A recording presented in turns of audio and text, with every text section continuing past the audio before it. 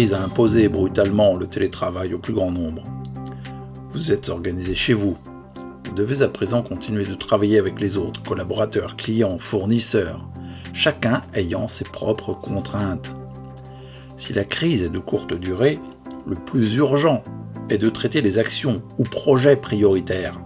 Le reste attendra des jours meilleurs. Par contre, si la crise s'inscrit dans la durée, il faut mettre en place de nouvelles modalités de travail pour les équipes et apprendre à travailler ensemble à distance. Plusieurs points vont influencer le travail d'équipe dans le cadre de la crise. La communication doit être plus précise.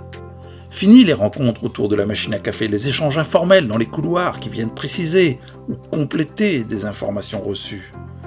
Le réflexe à distance est qu'il faut immédiatement être explicite et concis dans sa communication, que ce soit à l'écrit ou à l'oral. Sur les points importants pour éviter les dérives ou le travail à refaire, demander un feedback à son interlocuteur est une nécessité. Il ne faut pas hésiter non plus à être transparent dans vos activités. Vous devez faire confiance à vos collaborateurs et être clair avec eux. Pour cela, adressez des reportings réguliers de votre activité et partagez objectivement votre avancée et vos difficultés avec le reste de l'équipe. Ce n'est pas si compliqué de prévenir quand il y a du retard. Ne devenez pas soudainement injoignable dès qu'il y a un problème à l'horizon. En dehors des briefs ou des réunions déjà imposées par l'entreprise, vous devez préciser à vos collaborateurs les périodes pendant lesquelles vous êtes disponible pour eux, pour des échanges rapides ou des réunions impromptues. En ce qui concerne les réunions, elles doivent être très structurées. Plus que jamais, en temps de crise, les ordres du jour doivent être précis et permettre la mise en place de réunions courtes. Et, plus encore qu'auparavant, ne sont conviées que les personnes réellement concernées. Les comptes rendus permettront d'informer ceux qui ont besoin de l'être. Il est important que ces réunions soient positionnées à des jours et horaires fixes. Cela crée des routines et permet à tout le monde de s'organiser autour. Parmi ces routines, pour bien démarrer la journée, il est de coutume d'organiser un meeting du matin.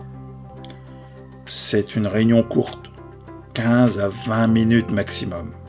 Elle a essentiellement pour objet de faire un point sur ce qui va être entrepris dans la journée et de partager un petit café. Pour ce type d'activité, la vidéoconférence est évidemment l'outil le plus adapté. Un autre point important est le bon usage des outils. Il vaut mieux utiliser le téléphone pour les urgences ou les difficultés majeures, difficultés techniques ou difficultés professionnelles. Le chat doit être réservé pour les messages brefs. Si vous préférez le mail, n'oubliez pas qu'il est chronophage quand il est mal utilisé. Pour chaque destinataire, concentrez vos mails par thématique plutôt que de les envoyer au fil de l'eau. Utilisez le mail pour les sujets complexes, car il laisse des traces écrites qui peuvent être archivées. Attention au choix des mots, c'est important surtout en temps de crise. Et enfin, n'oubliez pas de réfléchir à la pertinence de multiplier les destinataires en copie. Pour finir, restez détendu avec les autres, même dans les moments difficiles. Il est bon de donner de l'espoir et de garder le sourire.